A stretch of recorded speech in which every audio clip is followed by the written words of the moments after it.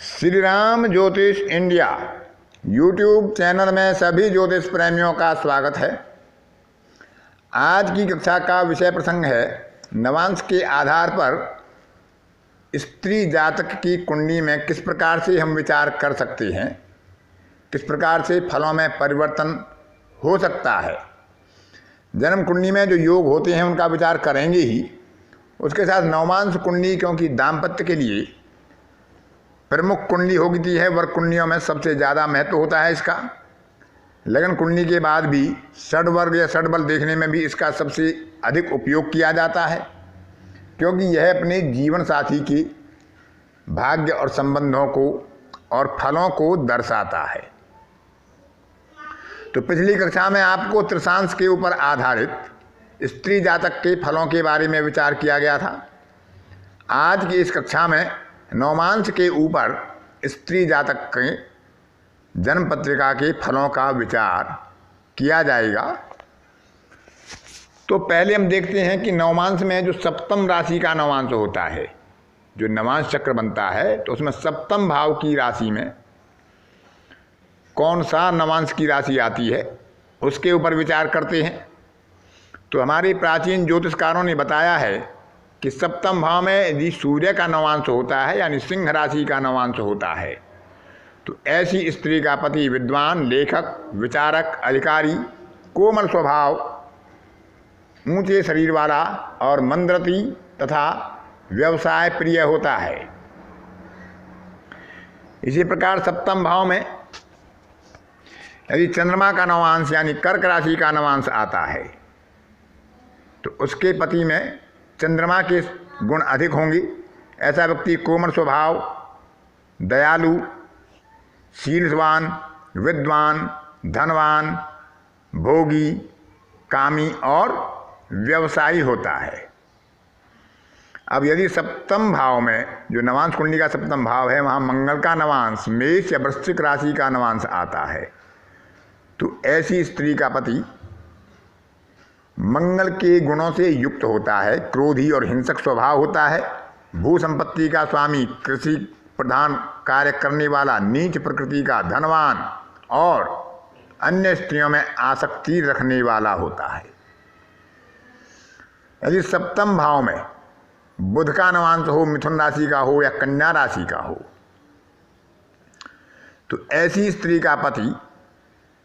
बौद्धिक क्षमता से युक्त कवि, लेखक, संपादक, शोधकर्ता, विद्वान, पंडित, चतुर,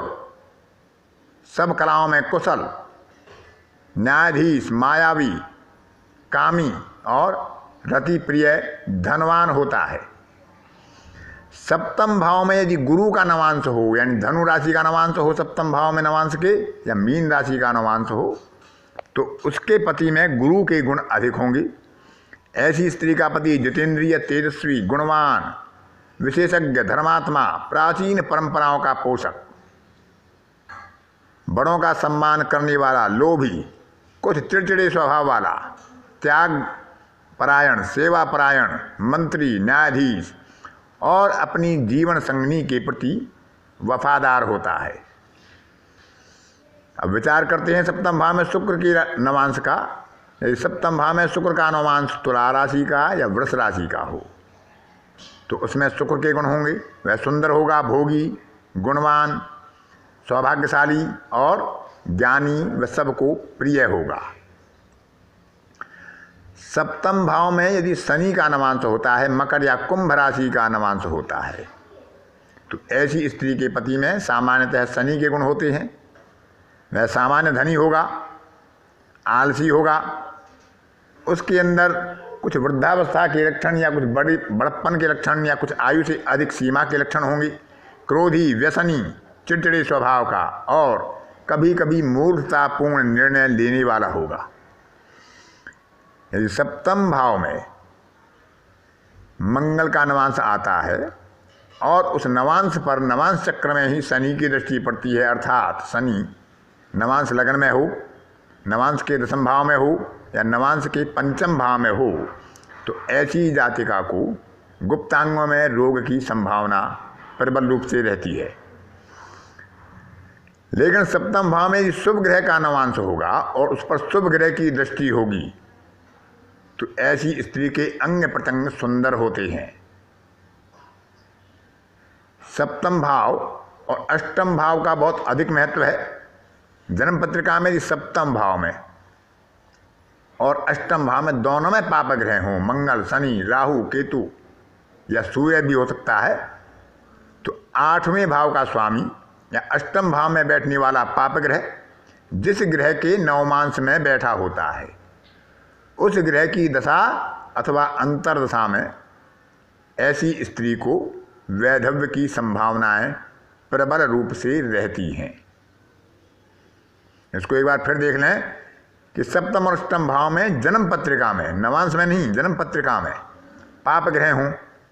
तो आठवें भाव का स्वामी या अष्टम भाव में बैठने वाला जो पाप ग्रह है वह जिस ग्रह के नवांश राशि में होगा तो उस ग्रह की दशा अथवा अंतर्दशा किसी अन्य पाप ग्रह की दशा में आएगी तो उस स्त्री को वैधव्य का भय रहता है। नवमांश में यदि 4 ग्रह अच्छी स्थिति में बैठे हों, केंद्र में बैठे हों,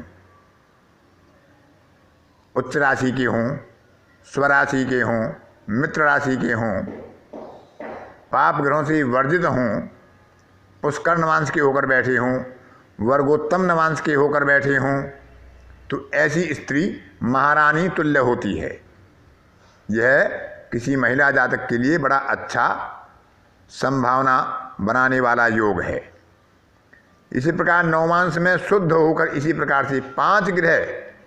केंद्र में बैठे हों, स्वराशि के, उच्च राशि के, पुष्कर नवांश के, शुभ ग्रहों से युक्त और उनकी जन्म पत्रिका में भी स्थिति अच्छी हो तो ऐसी महिला महाऐश्वर्यशालिनी साक्षात लक्ष्मी तुल्य होती है।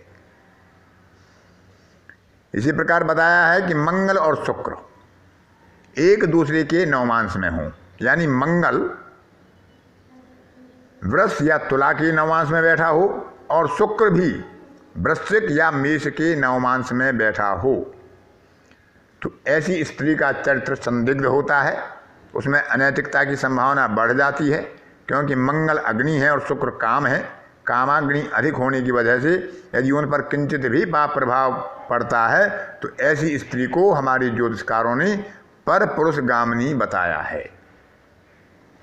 लग्न में यदि वृष राशि हो या तुला राशि हो, यानी वृष लग्न में या तुला लग्न में किसी जातिका का जन्म हुआ हो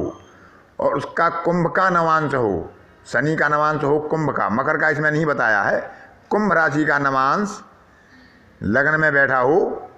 तो ऐसी स्त्री अपने ही वर्ग में आसक्त होती है, वह पुरुष वर्ग में आसक्ति नहीं रखती है। अथवा इसी प्रकार का योग तब बन जाता है जब शनि शुक्र के नवांश में हो, यानी तुला के नवांश में या वृष के नवांश में हो और शनि भी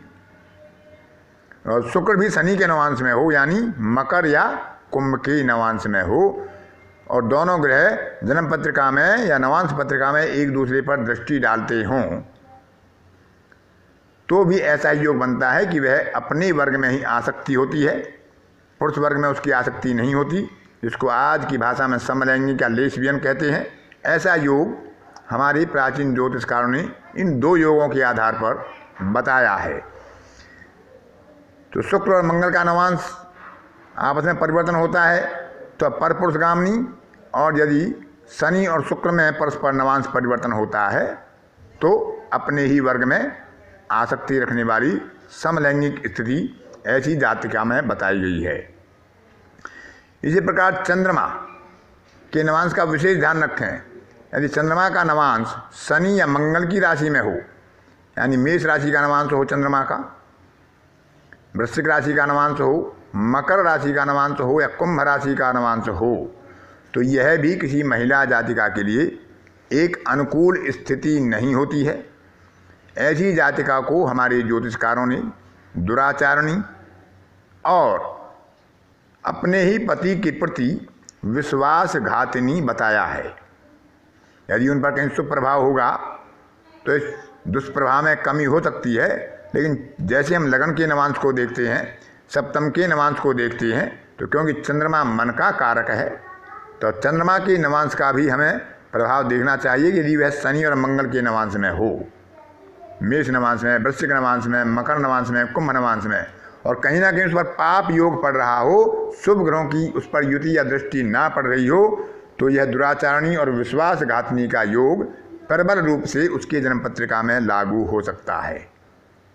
तो इस प्रकार से हमारे ज्योतिषकारों ने जो नवांश के आधार पर कुछ फल बताए हैं, उनमें सामान्य फलों का आपके सामने विचार किया गया, लेकिन एक ही सिद्धांत पर फलित नहीं होता है, हमें अन्य विचारों को भी साथ में देखना चाहिए, तभी किसी बात का फलादेश करना चाहिए। लेकिन जो ज्योतिष के सिद्धांत हैं